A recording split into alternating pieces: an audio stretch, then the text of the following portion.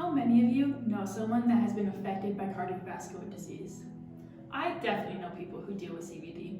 Cardiovascular disease, or CVD, affects 1 in 3 people globally, and nearly half of all adults in the United States have some form of cardiovascular disease.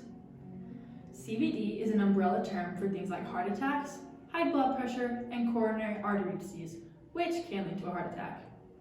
This disease affects almost half of the US population, so something has to be done to improve and lengthen the lives of countless Americans. The best way to start lowering people's risk of developing CVD is by developing healthy eating patterns in early childhood. There are guidelines put in place that help us understand how to live a healthy lifestyle. The Dietary Guidelines for Americans goes over more than just what foods people should be feeding their kids. It also talks about how to support your kids eating healthily.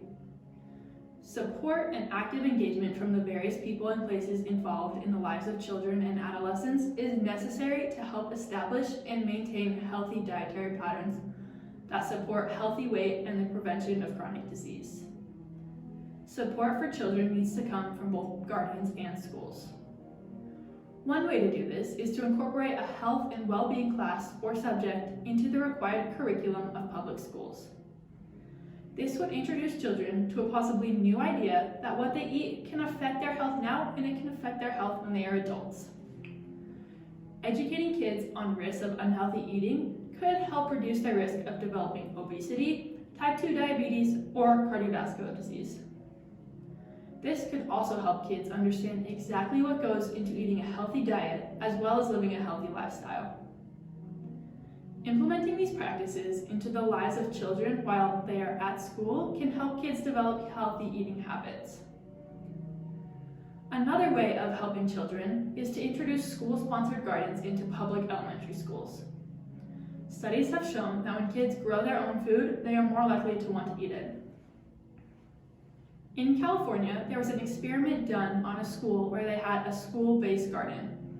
From this experiment, they learned gardening not only provides opportunities to improve student knowledge and skills related to healthy eating, but it also significantly enhances the awareness of the environment. Having kids help grow their own fruits and vegetables can increase their interest in continuing to eat fruits and vegetables throughout their lives. Having school gardens allows for students to see a physical object that can be a good representation of what they should be trying to eat. However, there are a couple problems with school-based solutions. One is that having a health and wellness curriculum could distract from other subjects like math, science, and English. The other big problem is that some schools do not have a big enough budget to add a school garden.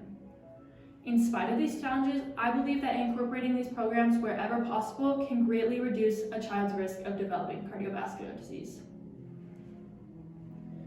Now, how many of you have eaten a public school hot lunch at least once in your life? I know that I have tried very hard to block out the meals that I ate almost every day of my public school career. There was the potatoes that instantly congealed, there was the pizza that tasted like cardboard, and there was the fruit and vegetables that were always bruised and always tasted like soap. When these are the foods that are being served every day, there's a high chance of students going home and eating snacks like chips and cookies, which are not very nutritious.